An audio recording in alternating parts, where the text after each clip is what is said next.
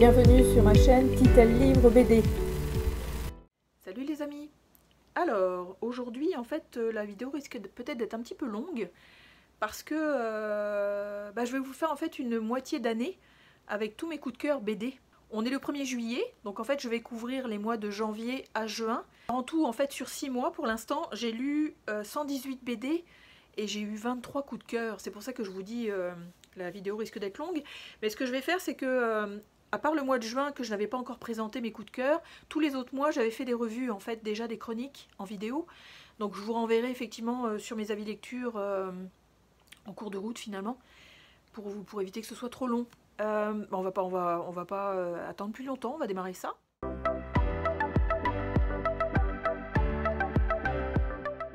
Alors mon mois de janvier, j'ai eu 7 coups de cœur, mais il y a 3 séries de 2 et un one shot. Donc je vais commencer par le one shot.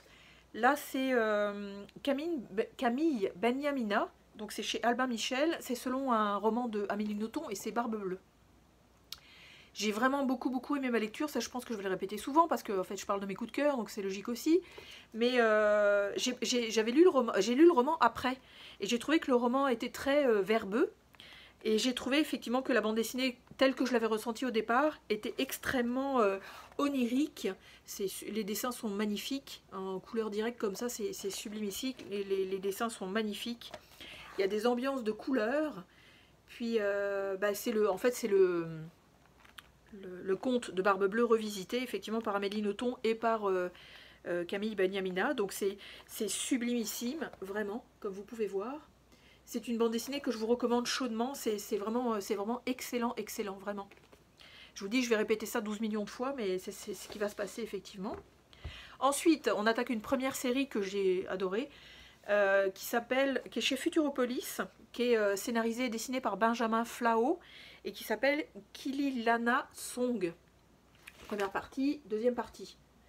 Alors là, on suit un petit garçon de 11 ans qui s'appelle Naïm, qui vit en Afrique et qui en fait se cherche. Enfin, c'est un petit voleur, c'est un petit gars en fait qui parcourt les villes effectivement de son village d'Afrique et au-delà.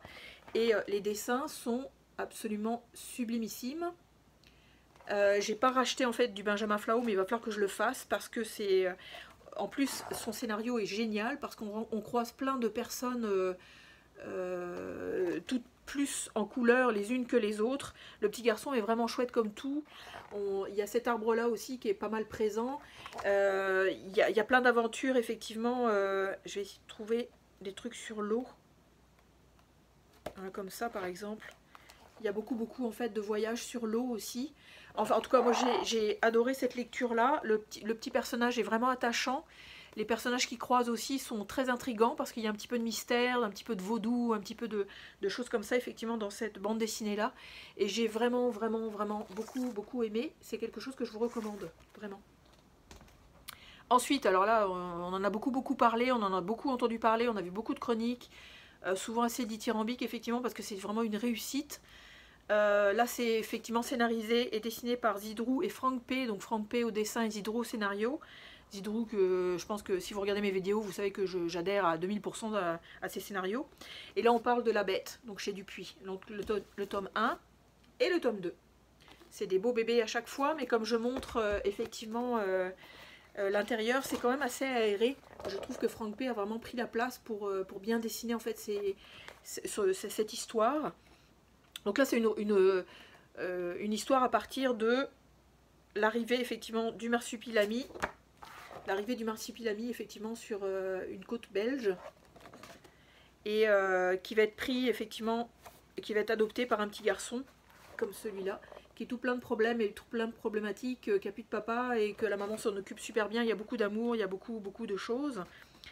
Alors comme je vous dis, les dessins sont absolument merveilleux. C'est absolument sublimissime. C'est une bande dessinée que je vous recommande effectivement à 4000% parce que même si on connaît le marsupilami, même si on l'a vu effectivement chez Dupuis, à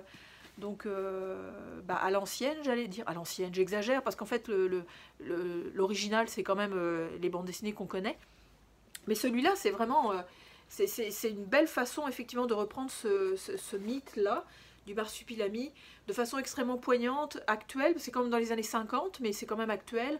Puis c'est non, les dessins sont sont magnifiques, merveilleux. On aura envie d'encadrer chaque page. C'est vraiment impressionnant. Puis vraiment, ce marsupilami, il est génial. Enfin, ce personnage-là est vraiment intéressant à suivre. Ça reste une bête, d'où le titre. Ensuite, alors ça, on la présente plus non plus, cette série-là, parce qu'elle court bien, effectivement, puis elle a son succès généralement à chaque fois. Là, c'est chez Dargo, mais par contre, c'est un tome 6 et un tome 7 que je vous présente, qui sont première partie, deuxième partie, quand même. Puis c'est scénarisé par Diaz Canales et dessiné par Guarnido. Et c'est Black Sad, donc 1 et 2. Je sais plus dans quel sens ça marche, je pensais dans l'autre sens. J'avais fait le coup aussi quand je l'avais présenté la première fois. Non, c'est dans l'autre sens. Tabarouette, je vais y arriver. Normalement, c'est ceci. Donc, c'est une enquête policière, en fait, avec la première partie qui suit notre héros, qui est donc Black Sad, qui est un chat, qui est accompagné, en fait, d'un renard. Donc ça donne ça au niveau des dessins. Alors les dessins sont encore une fois, c'est débilissime, vraiment. J'avais eu la chance effectivement de rencontrer Guarnido au tout début où il a sorti Black Sad, donc j'ai eu une dédicace. J'ai dit ouf, je garde cette BD là très très précieusement. Puis c'est ça, on y suit en fait plein d'intrigues mafieux, policières, parce qu'en fait le chat est un détective privé qui navigue dans les eaux sombres effectivement de sa ville. Donc je vais vous montrer ça, regarde-moi ça, c'est pas magnifique. Donc c'est ça, et on y croise plein de méchants, et c'est anamorphique, je sais plus comment on dit. En tout cas, les personnages sont représentés par des animaux. Donc, j'adore cette gueule-là, moi je vous la montre à chaque fois, j'adore. Ça c'est le petit personnage qui l'accompagne, c'est un journaliste. Puis l'histoire se tient bien, le mystère est plein et entier jusqu'à la fin. Il y a des petites nanas, il y a des réminiscences de son passé, de ses amours. Donc ça c'est le numéro 2. Essayez de vous éviter les reflets. Donc c'est Black Sad, c'est vraiment une série que je vous recommande aussi à lire parce que c'est super bien foutu, le scénario se tient extrêmement bien. C'est vraiment le fun, vraiment le fun, vraiment le fun. C'est une bande dessinée que je vous recommande aussi. Faudrait que j'arrête de dire ça, mais je ne vais pas pouvoir m'en empêcher. Alors, le mois suivant.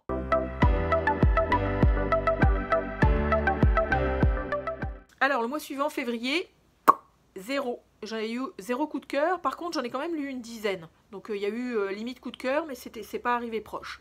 Donc, on passe au mois suivant.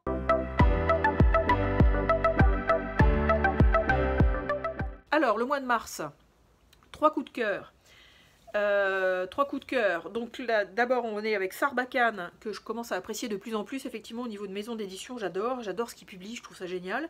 Ça sort un petit peu des sentiers battus, c'est vraiment intéressant. C'est d'après le roman de Thibaut Vermeau, et c'est scénarisé et dessiné par Alex W. Inker, et on parle de Colorado Train. Vraiment excellent, encore une fois. C'est du noir et blanc, donc ça se présente de cette façon-là. Le dessin est chouette. Le dessin est quand même assez simple, mais quand même, il y a quand même du détail en arrière-plan. Il y a quand même toute une ambiance qui est dépeinte. Alors, je vais vous montrer une, tiens. C'est ça. Donc il y a un beau travail d'artiste aussi par rapport au dessin. Puis on suit une bande de jeunes, en fait, qui, désœuvrés, fait des 400 coups. Il leur arrive des trucs, ils se lancent des défis. C'est vraiment, l'histoire est géniale. Ça dépeint vraiment, en fait, toute une ambiance, il y a des rencontres, il y a des premières amours, il y a des défis les uns envers les autres, il y a des peurs, il y a encore une fois un petit peu de mystère. Donc c'est vraiment génial. Même si vous n'aimez pas le noir et blanc, je trouve que l'histoire est extrêmement bien desservie par le dessin. C'est quelque chose qui se lit quand même assez bien. Puis j'ai vraiment beaucoup aimé ma lecture. La seule couleur que c'est ça. Juste le train de Colorado Train, c'est vraiment chouette. C'est toute une ambiance, tout un univers dépeint effectivement via ces jeunes désœuvrés. C'est vraiment chouette, vraiment chouette. Alors la prochaine BD, en fait, je ne l'ai pas en main parce que je l'ai prêtée à une de mes amies. Puis je pense que je vais la prêter autour de moi parce que ça a été un double coup de cœur, vraiment. Je me suis sentie emportée par l'histoire, j'ai vraiment été surprise par ma lecture. Là je vous présente que des coups de cœur, mais celui-là j'en ai deux. J'ai une série aussi où c'est un double coup de cœur, et cette BD là en fait que j'ai beaucoup aimé. Donc là on parle effectivement, je vais vous mettre la couverture ici, on parle de Haut Dedans, qui est donc scénarisé et dessiné par Will MacPhail, qui est donc un journaliste au New York Times, qui a l'habitude de dessiner en fait plus des strips qu'autre chose. Puis là, on va y suivre en fait Nick, qui est un jeune homme qui est quand même assez renfermé, mais qui va petit à petit en fait s'éveiller à la vie. Alors c'est quand même un beau bébé parce qu'il y a quand même proche de 200 pages ou 250 pages, je me souviens plus. Puis c'est un mélange d'onirique et de réalité très basique. Parce que cette personne-là, en fait, ce jeune homme-là va nous emmener en fait dans sa vie quotidienne. Donc les rencontres avec ses amis ou la rencontre avec ses parents, notamment son père ou sa mère, je me souviens plus bien. Puis on va aborder la maladie, on va aborder aussi le fait de comment est-ce qu'on peut connecter avec les autres, de quelle façon on peut avoir une interaction avec les personnes qui nous entourent. J'ai trouvé ça extrêmement émouvant, extrêmement poignant.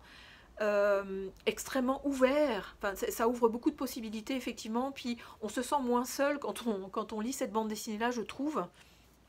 Puis la façon dont c'est dessiné, j'essaierai de vous trouver quelques planches aussi, la façon dont c'est dessiné ou agencé, c'est génial parce que des fois il y a des pleines pages, d'autres fois il y a de la couleur, d'autres fois il n'y en a pas, des fois c'est des petits strips les uns à côté des autres. En fait je trouve que le moyen utilisé est vraiment extraordinaire.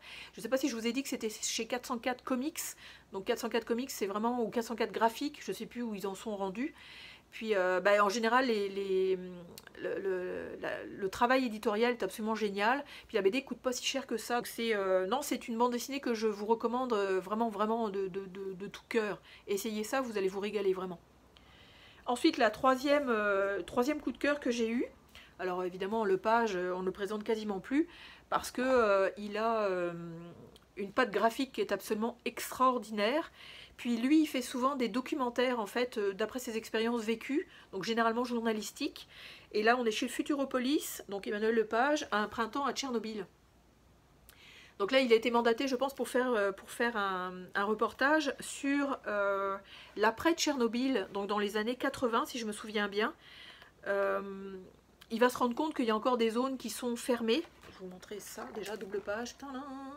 C'est extraordinaire, vraiment. Son dessin, il est magnifique, magnifique, magnifique. Alors là aussi, on alterne entre la couleur, le gris. Là, c'est quand ils arrivent effectivement à Tchernobyl même. Donc il y a des zones en fait qui sont encore fermées au public. Il y a toute une faune et une flore effectivement qui est présente sur ce territoire-là, encore une fois. Des gens qui n'ont pas voulu quitter leur maison, des gens qui sont revenus revivre dans leur maison malgré toutes les interdictions et les signaux d'alarme. Puis c'est extrêmement intéressant, c'est super bien documenté. Ça reste quand même très proche de nous parce que c'est quand même son expérience vécue à lui. Donc il reste quand même de son point de vue à lui. Puis non, j'ai vraiment adoré ma lecture. Il va falloir que je m'en achète d'autres effectivement de cet Emmanuel Lepage parce que s'il continue à présenter ces sujets de façon très humaine et de façon très quotidienne finalement, c'est super intéressant, vraiment. Donc ça c'était pour le mois de mars. Mois suivant.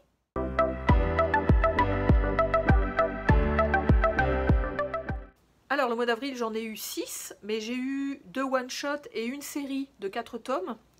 Donc c'est parti mon kiki. Alors celui-ci, pour moi j'appelle ça un ovni parce que j'ai pas l'habitude de lire ce genre de BD là. Mais c'est chez Casterman, c'est scénarisé et dessiné par Jennifer Daniel et c'est l'expert.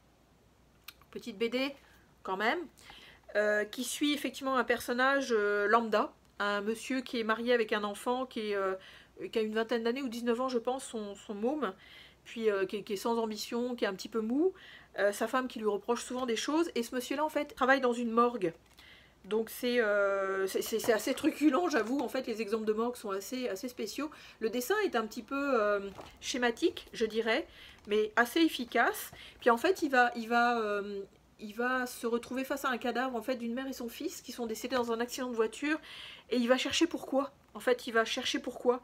Donc les deux histoires, la sienne et l'histoire de cette maman avec ce petit garçon, en fait, vont s'entremêler.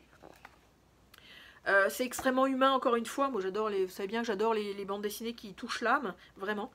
Puis, non, c'est le fun comme tout à lire aussi. On découvre, je pense qu'elle est suédoise, ou elle est, je sais plus quoi. Enfin, en tout cas, elle est scandinave, cette autrice-là. Puis c'est vraiment une bande dessinée que je vous recommande, vraiment.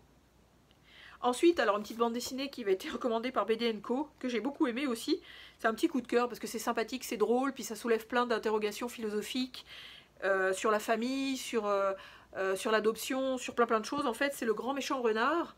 Donc ça, c'est chez Shampoing et c'est dessiné et scénarisé par Benjamin Renner. C'est le fun. Je vous dis, c'est des petits strips comme ça, en fait, c'est vraiment marrant. Vraiment chouette comme tout. On suit un renard en fait qui va se prendre d'amour pour des œufs.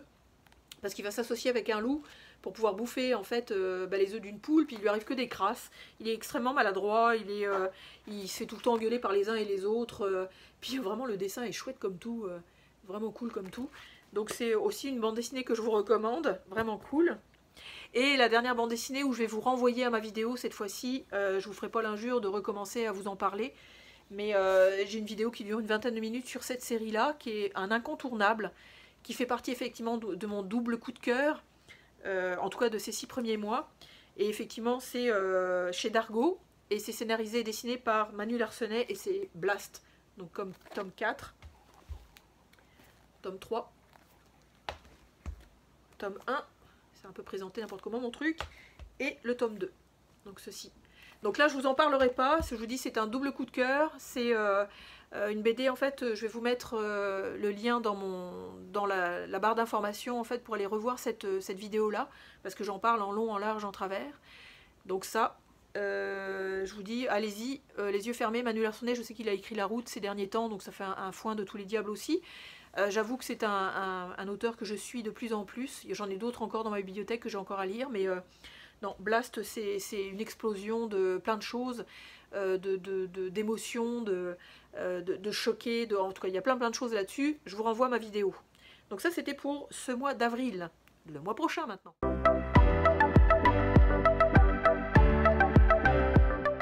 Alors le mois de mai se présente avec 3 coups de cœur. Donc vous avez dû, si vous suivez mes vidéos régulièrement, ça va faire un petit peu une ressucée pour vous, je suis désolée. Mais pour ceux qui découvrent ma chaîne, c'est ça. Vous pouvez aller voir effectivement mes avis lecture précédents, je pense que c'est celui qui est juste avant. Donc le premier que je vais vous présenter c'est Bambou, donc la maison d'édition Bambou, collection Grand Angle. C'est dessiné et scénarisé par Victor L. Pinel et on parle de échec. C'est un roman choral, c'est une BD chorale où on croise plein de personnages. Ça parle d'amour, ça parle d'amitié, ça parle de recherche de soi, ça parle de plein de trucs. En fait, on suit ce couple-là, par exemple, qui veut vivre autre chose. On suit une vieille dans une maison de retraite, en fait, extrêmement caustique et très chiante, mais qui joue aux échecs, effectivement, avec un jeune beurre qui lui va avoir vu une jeune fille en ouverture, il est dans le métro et quand les portes s'ouvrent en fait il voit une jeune fille sur le quai, puis il en tombe automatiquement amoureux. Tout ça va s'entrecroiser, se lier, c'est extrêmement bien foutu, le scénario est génial parce que c'est basé aussi un petit peu sur l'idée d'échec, puis même si on les connaît pas, on s'y retrouve un petit peu à savoir qui on est, comment on se déplace, où est-ce qu'on va, qui on représente, si on est une reine, un roi, etc.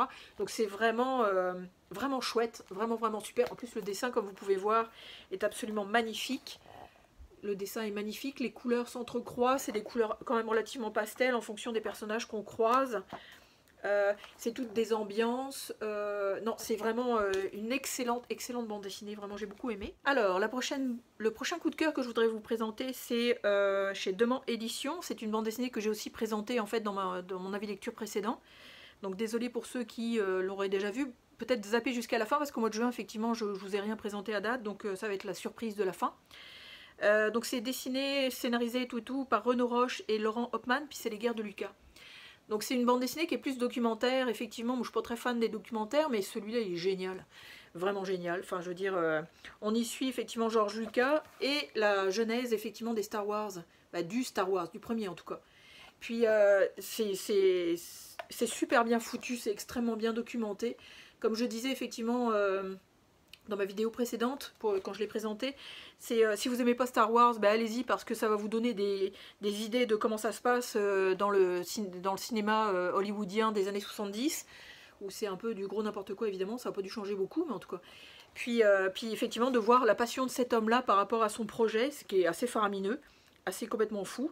Le dessin est chouette aussi, ça fait très documentaire, donc ça passe très bien. Ça se lit très fluidement, c'est bourré d'anecdotes, c'est extrêmement bien documenté, c'est le fun comme tout, ça parle des acteurs, du scénariste, du fric qu'on met dans les films, du comment c'est arrivé, etc. Les objets effectivement qui sont liés au film. Non, c'est vraiment excellent, ça donne ça effectivement Vraiment excellent, c'est une bonne dessinée que j'ai vraiment beaucoup appréciée. J'avais hésité à l'acheter parce que j'étais pas sûre de mon intérêt effectivement pour le Star Wars, mais non, c'est vraiment, c'est que des anecdotes cinématographiques hollywoodiennes, donc c'est vraiment truculent. Et une bande dessinée Mouse Costaud que je vous avais présentée, je pense, dans un de mes vlogs, où j'ai vraiment envie d'insister dessus parce que je l'ai trouvé absolument génial. Donc ça, c'est chez Kambu Kakis, et c'est dessiné et scénarisé par Jason Chiga, et ça s'appelle Démon. Alors effectivement, vous voyez la taille du bébé, c'est complètement débile, mais c'est une bande dessinée que j'avais vue recommandée par la librairie 16, donc qui fait des vidéos YouTube, qui est une librairie qui existe dans le 16e arrondissement à Paris. Et ils m'ont vraiment donné envie de le lire, malgré effectivement la taille de la chose. Mais comme vous allez pouvoir le voir à l'intérieur, c'est plus des strips. Donc ça se présente de cette façon-là. Puis c'est quand même assez rapide. Puis comme vous pouvez voir aussi, le dessin est quand même assez rondouillard et cartoonesque. Mais l'histoire, au secours, elle est géniale. C'est un type en fait qui veut mourir. Donc il se suicide, ça démarre mal, puis qui en fait se rend compte que après chaque suicide, parce qu'il va essayer plusieurs fois disons, bah, il revit. En fait il revit dans le corps de quelqu'un d'autre. Donc c'est vraiment génial. Scénaristiquement parlant, c'est assez bien foutu, enfin assez bien foutu, c'est extrêmement bien foutu je dirais, parce que bah, y a des gens effectivement, bah, du coup ils sont immortels, hein, parce que chaque fois qu'ils meurent, finalement ils se réincarnent dans une autre personne. Alors ce qui est bien avec cette BD là, c'est que la réincarnation, le corps est différent mais la tête reste la même, donc on sait qui s'est réincarné en quoi finalement. Donc il peut se réincarner en n'importe quoi en fait, bah, en humain évidemment, mais puis il y a plein de... C'est philosophique, c'est mathématique, c'est chimique, c'est ésotérique, c'est... C'est vraiment génial, c'est vraiment génial. Même s'il y a, je pense qu'il y a 780, bah, proche de 800 pages finalement. Ça se lit super bien, c'est super bien goupillé. Regarde, il y a même une double page comme ça, voilà, chier. Juste ça, c'est excellent. Moi, il va falloir que j'en lise d'autres effectivement de cet auteur-là parce que j'ai adoré. J'ai vraiment adoré. C'est proche du double coup de cœur effectivement. Puis je pense que je le relirai avec bonheur parce que c'est super bien foutu, super bien foutu. Donc ça, pour le mois de mai. Maintenant, le mois de juin.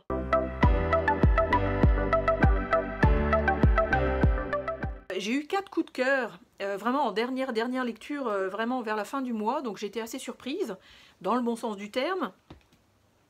Donc je vous les avais jamais encore présentés pour l'instant. Donc bienvenue à ceux qui ont vu toutes les autres vidéos, mais qui se sont plantés justement sur le mois de juin direct. Parce que je vais vous en apprendre des bonnes. Puis je vais commencer avec une BD que je devais lire depuis des lustres, qui m'a été souvent recommandée par plusieurs d'entre vous, comme quelque chose de très chouette à lire. Et ça a été un coup de cœur, parce que ça m'a bouleversée, vraiment. Là on est chez Delcourt Mirage, scénarisé et dessiné par Gregory Panaccione, et c'est d'après le roman de Antonio Moresco qu'il va falloir que je m'achète, parce qu'il va falloir que je le lise. Et on est sur La Petite Lumière. J'ai été complètement bouleversée par l'histoire, bouleversée par le dessin. C'est d'une douceur. En fait, on y suit un vieux monsieur qui va en fait s'installer dans une vieille cabane parce qu'il veut être tranquille, parce qu'il veut être peinard, il veut arrêter de se frotter au monde. Il veut vraiment en fait profiter de la vie de façon extrêmement douce. Et chaque soir, en fait, il voit au loin une petite lumière. Donc évidemment, humainement parlant, on s'entend bien, on est curieux. Donc il va aller voir et il va se renseigner auprès du village, qui ne comprennent pas d'où vient cette petite lumière-là. Ça reste quand même assez mystérieux, ça reste quand même étrange, mais il va finir par y aller. Donc il va découvrir une autre maison, effectivement en vis-à-vis de la sienne, quand même assez éloignée, où il va se lier d'amitié avec un petit garçon. Je vous dirai pas autre chose parce qu'il va vraiment falloir que vous la lisiez, parce qu'il y a tout un côté encore une fois humain, de rencontre entre deux personnes qui n'ont rien à voir l'une avec l'autre. Il y a aussi beaucoup sur la nature, donc c'est une découverte effectivement de l'environnement. Il y a des pages sans dialogue, mais il n'y a pas besoin de dialogue, vraiment pas. C'est toute une ambiance, toute une atmosphère qui est décrite dans cette BD là. Le petit garçon, regardez, une atmosphère, rien que ça, en fait, la nuit, tac, et voilà, c'est magnifique. Je vous dis, c'est une histoire extraordinaire, c'est très mystérieux, donc ça, Puis on se rend compte de plein de choses. C'est sur la vie, sur la mort, sur la vieillesse, sur la rencontre, sur l'autonomie, sur... c'est sublime, c'est sublime. Il va vraiment falloir que je lise le bouquin. Donc c'est encore une fois coup de cœur de juin. J'ai trouvé ça, magnifique, vraiment. Donc ça... Ensuite, alors une petite BD que j'ai trouvée vraiment par hasard à ma bibliothèque, à ma librairie, que en lisant en fait la quatrième de couverture, je me suis dit ça a l'air d'être pour moi ça parce que ça parle de l'humain. Puis j'ai extrêmement bien fait, c'est un coup de cœur encore une fois. C'est chez La Boîte à Bulles, c'est scénarisé et dessiné par Edo Brenes, j'imagine, et ça s'appelle Appart Hôtel de luxe. Ça se présente de cette façon-là.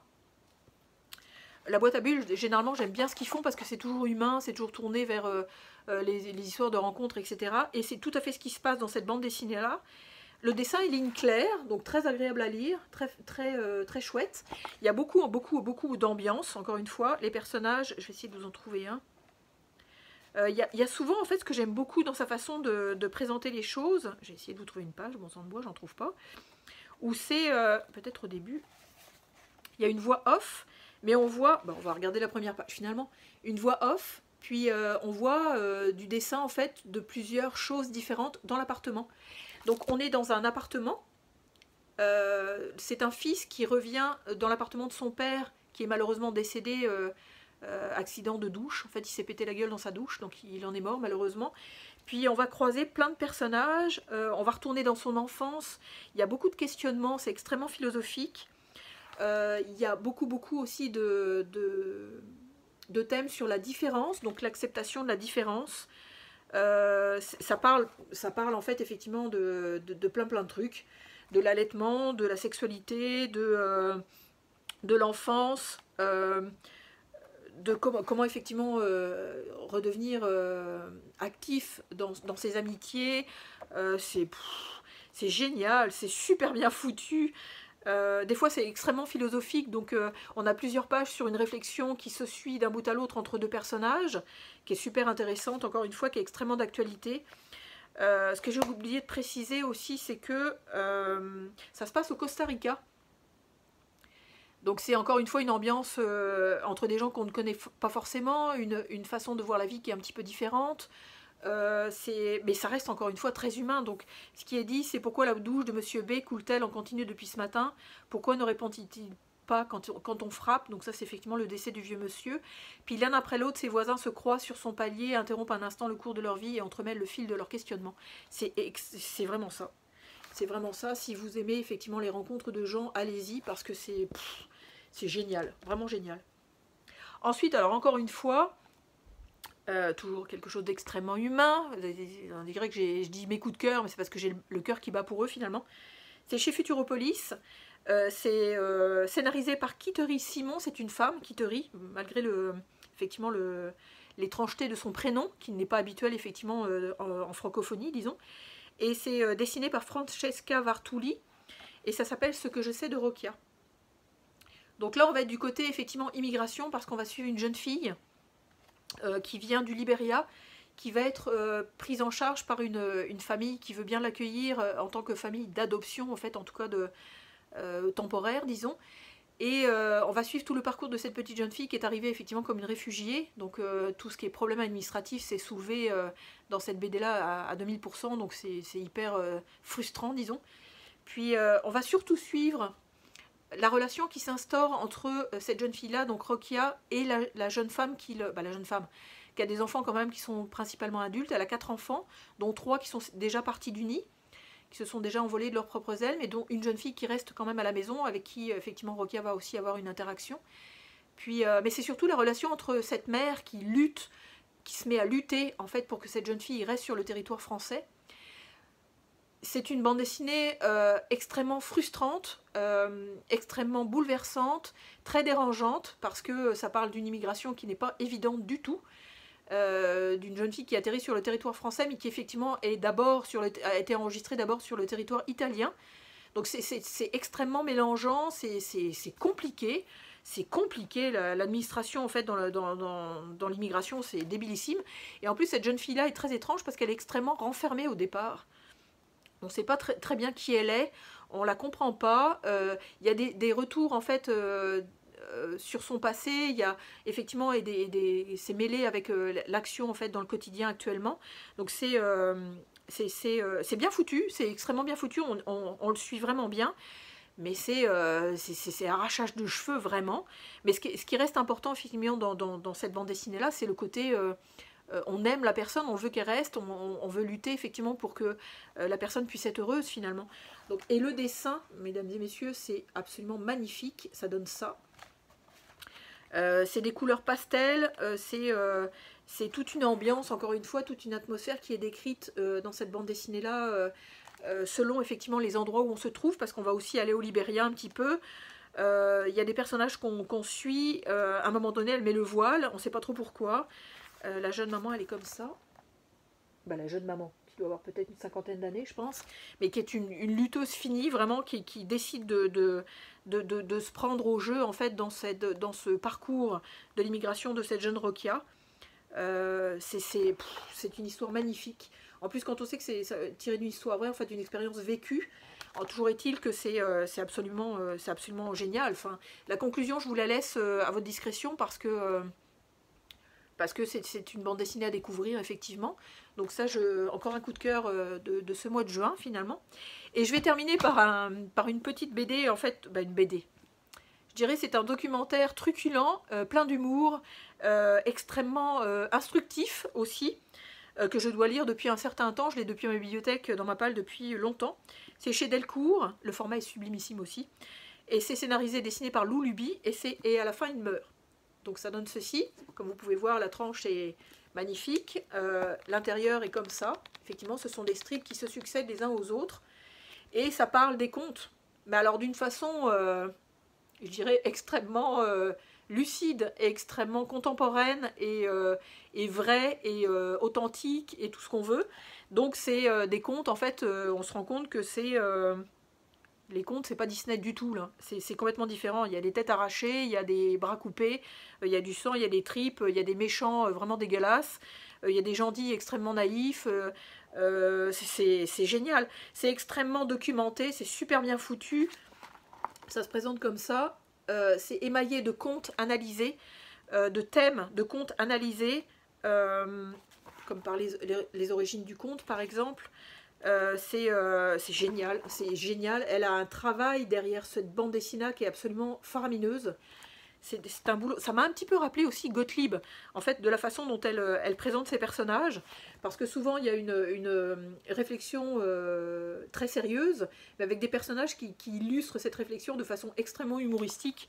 Donc j'ai trouvé que ça ressemblait un peu du Gottlieb, Marcel Gottlieb. Si vous n'avez pas lu les rubriques à vrac, allez-y, si vous voulez vous marier comme des baleines, parce que lui aussi, en fait, il part... d'une action réelle, mais il illustre ça de façon extrêmement humoristique, c'est génial, c'est vraiment génial. Puis je vous dis, plusieurs contes sont analysés, alors il peut y avoir des contes français, bon il y a Grimm, on passe au travers de Grimm, Andersen, Disney, il y en a un que je connaissais pas du tout d'ailleurs, qui s'appelle, je vais les re-regarder, il était plusieurs fois, c'est comme ça qu'elle commence son truc, alors... C'est ça. Il y a Grimm, il y a Perrault, il y a Basile, qui est dans les années, au XVIIe siècle, en fait, que je connaissais pas du tout. Donc, lui, il est assez cru, que par exemple, lui, il s'énerve pas, enfin, il s'énerve un petit peu sur la baise et compagnie, donc il est assez drôle là-dessus. Non, c'est vraiment... je comprends pourquoi il a eu cet engouement extraordinaire, en fait, parce que c'est vraiment un ouvrage génial. Moi, j'admire tout ce qu'elle a fait là-dessus. C'est débilissime, vraiment débilissime. Donc on va terminer sur cette note humoristique et extrêmement sérieuse en même temps, pour clôturer effectivement mon 6 mois de coup de cœur bande dessinée, en espérant que mes coups de cœur ont correspondu aux vôtres, donc ça va faire booster la bande dessinée aussi, puis que certains coups de cœur vont vous inciter à les acheter, ou à les lire, ou à les emprunter, tout ce que vous voulez là, mais à lire des auteurs, parce qu'il y a c'est quand même assez divers et varié, il y a plein d'auteurs de partout, scandinaves, allemands, français évidemment, italien, japonais, en tout cas il y a plein de genres effectivement, donc si ça vous a inspiré, allez-y. Puis si vous avez aimé ce format de vidéo, je referai ça probablement l'année prochaine. C'est sûr qu'il va y avoir wrap-up en fin d'année, ça c'est certain, mes meilleures lectures de l'année, ça c'est certain qu'on ne peut pas y couper parce que c'est toujours chouette. Puis, mais là j'avais voulu faire un petit 6 mois, effectivement, pour vous indiquer ce que j'ai bien aimé, ce que j'ai coup de cœurisé, disons, sur toutes les BD que j'ai lues. Puis je vais continuer mon petit bonhomme de chemin, donc likez, partagez, commentez, donnez-moi vos lectures aussi. C'est toujours intéressant d'avoir des références que je ne connais pas encore, chose qui existe et qui est encore possible. Donc ça c'est le fun. Puis je vais vous souhaiter d'excellentes lectures BD et je vous dis à très bientôt. Salut!